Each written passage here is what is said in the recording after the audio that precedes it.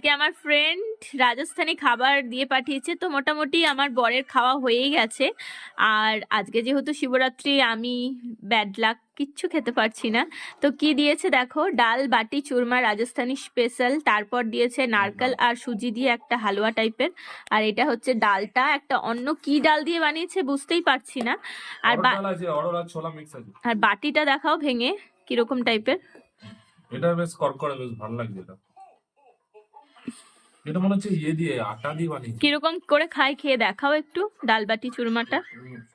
আমার খুব খাওয়ার ইচ্ছা ছিল, আমাকে বলেছিল আমি তোমাকে একদিন, তো বাটিটা কেমন করে খাই সেটাই আসলে আমি ওকে বলেছিলাম একদিন, ও আমাকে বলেছিল করে খাওয়াবে, বাট ব্যাড লাক আজকে আমার বরই খাচ্ছে, আমি খেতে পারছি না। তো খেয়ে বলো কেমন হয়েছে।